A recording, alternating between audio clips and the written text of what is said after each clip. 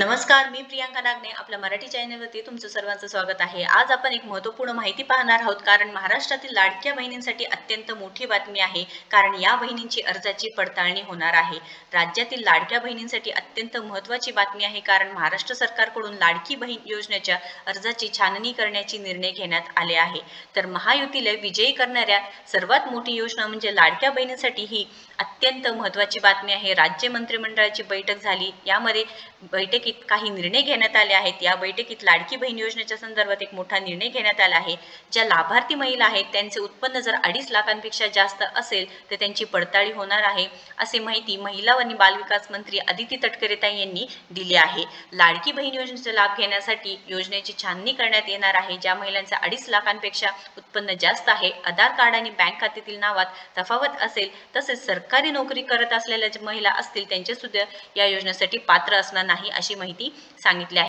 आदित्यताईंनी हे सुद्धा सांगितले आहे की राज्य मंत्रिमंडळाच्या बैठकीत लाडकी बहीण योजनेच्या संदर्भात महत्त्वाचा निर्णय झाला आहे। या संदर्भात महिला आणि बाल कल्याण विकास मंत्री आदित्यताई तटकरे यांनी प्रतिक्रिया दिली आहे।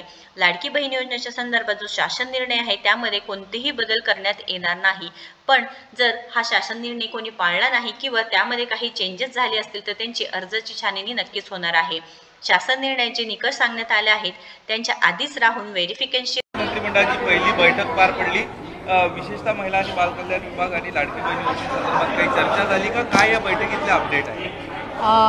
खरं तर विस्तारित मंत्रिमंडळ झाल्यानंतर ही दुसरी आमची मंत्रिमंडळाची बैठक होती आणि आज काही गोष्टींवर निश्चितपणाने चर्चा झाल्या, पण साधारणपणे गेल्या काही दिवसांपासून मुख्यमंत्री माझी लाडकी बहीण जी योजना आहे त्या संदर्भामध्ये काही तक्रारी ज्या प्राप्त झाल्यात किंवा माध्यम असतील किंवा इतर जे लाभार्थी आहेत त्यांच्याकडनं सुद्धा काही प्रश्न आम्हाला साधारणपणे विचारले जात होते।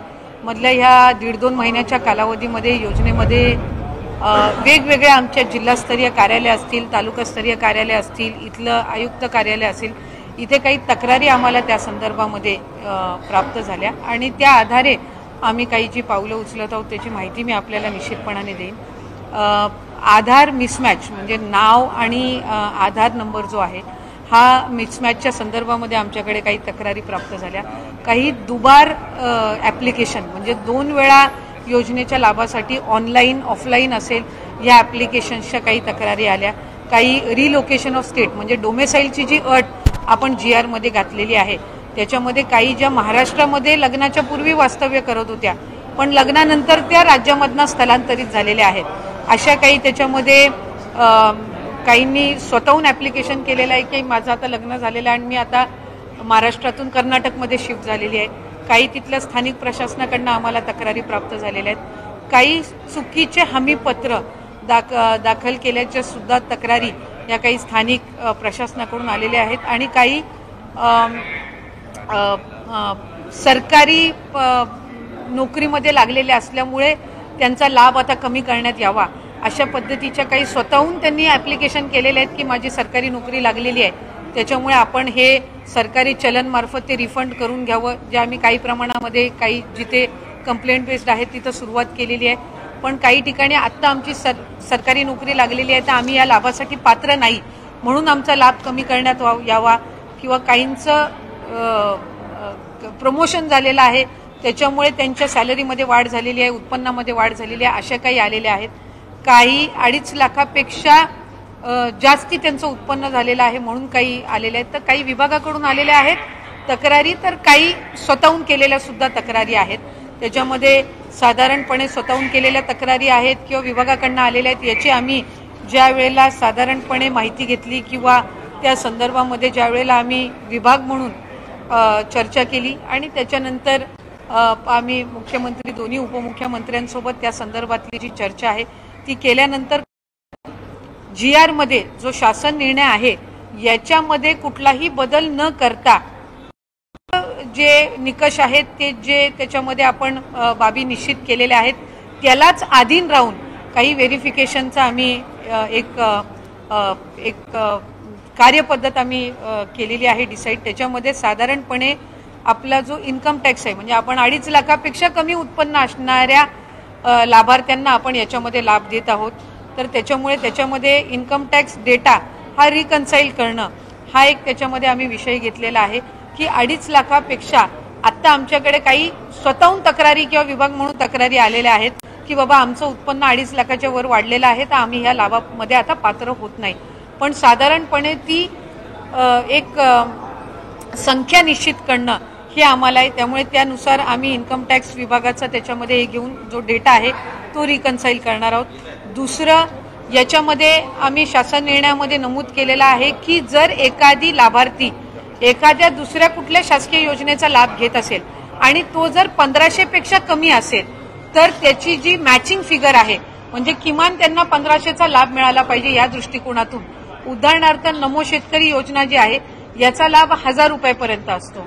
तर या योजनेचा लाभ जे घेणारे आहेत त्यांना वरचं 500 रुपयाचं जे ब्रॅकेट आहे ते आपण शासन निर्णयामध्ये पण नमूद केलेलं आहे की आपण ते वरचे 500 देऊन त्यांचा लाभ आपण 1500 पर्यंत नेणार. त्यामुळे त्या दृष्टिकोनातून नमो शेतकरी स्कीमचे जे लाभार्थी आहेत ते आपण निश्चित करून आणखीन एकदा त्याची व्हेरिफिकेशन करून जे त्याच्यामध्ये लाभार्थी आहेत त्यांना हा जो वरचा लाभ आहे 500 पर्यंतचा हा आपण देण्याच्या दृष्टिकोनातून करत आहोत. त्याच्यामध्ये इतर ज्या काही योजना आहेत ज्या 1500 पेक्षा कमी लाभ देणारे आहेत आणि आपण त्याला 1500 पर्यंतचा लाभ मॅचिंग करणं आहे तर त्या दृष्टिकोनातून आम्ही एक स्क्रुटिनी एक ड्राईव्ह करत आहोत. ज्यांचे 4 चाकी वाहनं आहेत आणि तरी सुद्धा ते या ठिकाणी लाभ घेत आहेत त्यांचा आपण ट्रान्सपोर्ट विभाग जो आहे परिवहन विभाग जो आहे त्यांच्या मदतीनं आपण तो एक डेटा त्या ठिकाणी क्रॉस व्हेरीफाय करत आहोत. ज्यांचं नावाचं मिसमॅच झालेलं आहे म्हणजे आधार कार्डवर नाव वेगळं आणि स्पेलिंग आणि त्यांचं बँकचं खातं जे आहे त्याच्यावर त्यांची स्पेलिंग ही वेगळी आहे ती एक क्रॉस व्हेरिफिकेशन आपण करत आहोत. आणि आम्ही केंद्र सरकारकडे किंवा आपल्या सेंट्रल गव्हर्नमेंटकडून आधारचं एक अप्रुव्हल आपल्याला लागतं EKYC साठी तर ती एक आम्ही त्यांची परवानगी आल्यानंतर ती एक आम्ही सुरुवात करत आहोत.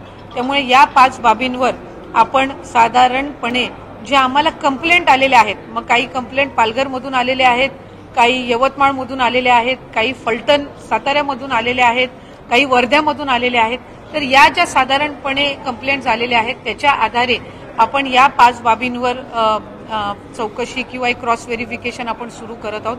याच्यामध्ये कुठेही आपण जो शासन निर्णय मूळ काढला होता याच्या कुठलेही निकष किंवा त्याच्यामध्ये कुठलेही बदल आपण करत नाही आहोत. फक्त जे निकष आम्ही GR मध्ये ठेवलेले होते त्याला अनुसरून ज्या काही तक्रारी आलेल्या आहेत त्या 5 बाबींवर आपण लक्ष केंद्रित करून ही पुढची जी काही व्हेरिफिकेशनची पद्धत आहे ती आपण करत आहोत. पण काही विचाराधीन आहे का? तुम्ही आता सांगितलं की 4 चाकी वाहन ज्यांच्याकडे आहे तो डेटा गोळा करण्याचं काम आता केलं जाणार आहे. ज्यांच्याकडे 4 चाकी वाहन असतात मग त्यांना त्यांच्या महिलांना त्यांच्या घरच्या महिलांना हे मुख्यमंत्री लाडकी बहीण योजना ही लागू होणार की नाही होणार त्याच्या संदर्भात काही विचाराधीन निर्णय आहे? साधारणपणे मी म्हटल्याप्रमाणे मूळ GR ला आम्ही कुठेही हे करत नाही आहोत. त्या मूळ GR मध्ये असं आहे की ज्याचं दुचाकी वाहन आहे त्या पद्धतीनं त्यांना लाभ मिळेल. त्याच्यामुळे ज्या नियमानुसार तुमच्या GR नुसार जे लाभार्थी या क्रॉस व्हेरिफिकेशन मध्ये असणार आहे त्या पद्धतीनं ते कंटिन्युएशन असणार आहे. परंतु ताई तुम्ही 2100 रुपयांची संपूर्ण 2100 मिळणार अशा पद्धतीचं निवडणुकीपूर्वी एक आश्वासन दिलेलं होतं. ते आश्वासन जनतेला हे सरकार कधीपर्यंत पूर्ण करणार आहे? तो 2100चा हप्ता मिळणार का महिला? त्या संदर्भातली भूमिका पण राज्याचे मुख्यमंत्री देवेंद्रजी फडणवीस साहेबांनी उपमुख्यमंत्री शिंदे साहेबांनी आणि दादांनी सुद्धा स्पष्ट केलेली आहे की नवीन अर्थसंकल्प आपण शेवटी ज्या वेळेला रकमेची वाढ किंवा इतर बाबी म्हणत असतो त्या रँडमली वर्षाच्या कुठल्याही कालावधीमध्ये होत नसतात. आम्ही ही योजना ज्या वेळेला जाहीर केली त्यावेळेला सुद्धा ती बजेटमध्ये ती योजना आपण आणलेली होती आणि तिथून ती सुरू झालेली होती.